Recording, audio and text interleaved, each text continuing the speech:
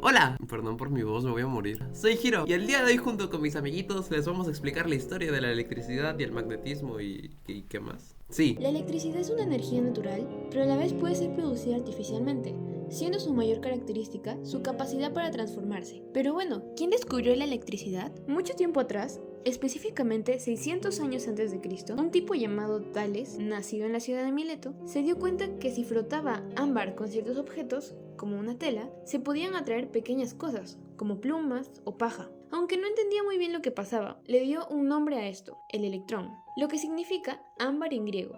Y así, sin querer, Tales de Mileto descubrió la electricidad estática. 1000 años después, en el año 1600, un hombre llamado William Gilbert, filósofo natural y médico inglés, además reconocido como uno de los pioneros del estudio científico del magnetismo, retomó la idea de Tales de Mileto, empleando el término electricidad derivado del electrón ya propuesto por Tales. Gilbert también desarrolló un dispositivo innovador llamado Versorium, considerado el primer paso a la destrucción del mundo.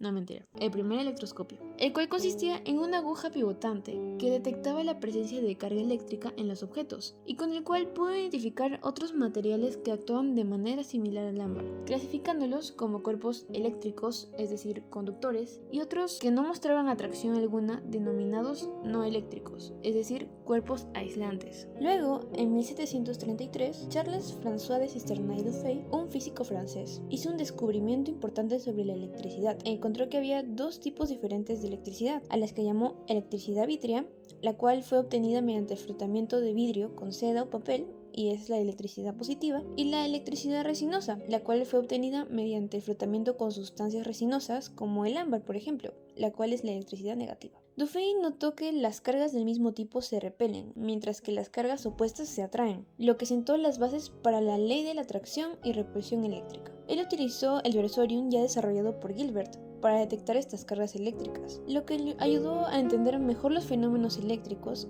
y a desarrollar la teoría eléctrica moderna. En 1971, Galvani sometió una evidencia experimental a la consideración de los sabios de aquella época. Galvani y sus seguidores creían que los fenómenos eléctricos observados por ellos en la rana se debían a una electricidad inherente al propio animal. Sus opositores, como el físico Alessandro Volta, los atribuían a la acción de los conductores metálicos empleados, por así decirlo, electricidad de contacto. Pero los dos grupos se equivocaban en admitir un solo tipo de electricidad. En sí, ambas, pues, ¿no? Cabe destacar que las investigaciones de Galvani estimularon las labores de Volta, quien logró la construcción de la pila eléctrica. Además, abrió el inmenso y rico campo de la electrofisiología. Volta era amigo de Luigi Galvani, y cuando este descubrió en 1780 que el contacto entre dos metales diferentes con el músculo de una rana producía electricidad, también empezó a hacer sus propios experimentos de electricidad animal, pero llegó a otra conclusión en el año 1794, que no era necesaria la participación de los músculos de los animales para producir corriente. Este hallazgo le produjo una multiplicidad de conflictos, no solo con su amigo Galvani, sino con la mayoría de los físicos de la época, que aceptaban la idea de que la electricidad solo se producía a través del contacto de dos metales diferentes con la musculatura de los animales. Sin embargo, cuando Volta logró construir la primera pila eléctrica, demostró que se encontraba en lo cierto, habiendo ganado la batalla frente a sus colegas. Y siguiendo con esta línea, la pila de Daniel o celda de Daniel, también llamada celda de gravedad o celda de pata de gallo, llamada así por la forma del electrodo de zinc, fue inventada en 1836 por John Frederick Daniel, que era un químico británico y meteorólogo. Esta pila supuso una gran mejora sobre la pila voltaica, que fue la primera celda galvánica desarrollada. La fuerza electromotriz, voltaje o tensión teórica de esta pila es de 1,10 voltios. Y siguiendo con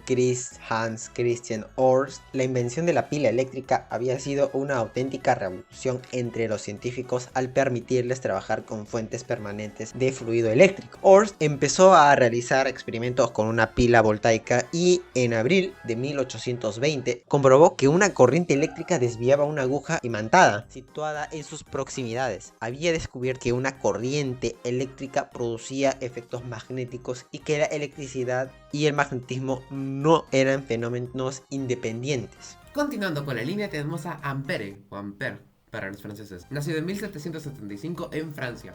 Él se dedicó a investigar más acerca del experimento de Ørsted de la aguja magnetizada que se mueve hacia un cable con corriente y crea la ley de Ampère. Una corriente eléctrica que se transmite por un cable forma un campo electromagnético que lo rodea, terminando de dar el concepto de electromagnetismo. Ahora se puede prescindir de los imanes ya que un cable con corriente hace el mismo trabajo. Ampère crea una especie de balanza de corriente en la cual hay como un metal, como un péndulo y otro metal fijo a los cuales les pasa corriente. Ampère se da cuenta de que si la corriente sube en el mismo sentido por las dos barras de metal, las barras se atraen, y si sube en sentidos contrarios, las barras se repelen. Ampère descubre el electromagnetismo y crea el amperímetro. Nuestros siguientes científicos son, que nace en 1789 en Alemania. Él experimentó con el magnetismo y la electricidad, creando su propio generador de corriente. Ese tiene dos varas de cobre unidas por un cable. Estas varas se meten en vasos con agua. La corriente solo fluye cuando uno tiene agua hirviendo y el otro tiene agua helada, haciendo que pues el agua que está más caliente intente pasar su temperatura mediante las varas de cobre y luego pues al cable. Ohm descubre que no todos los cables distribuyen igual la corriente. Él denomina resistencia al valor que indica cuánto puede frenar la corriente un cable, ya que dentro del cable muchos electrones chocan liberando su energía como calor.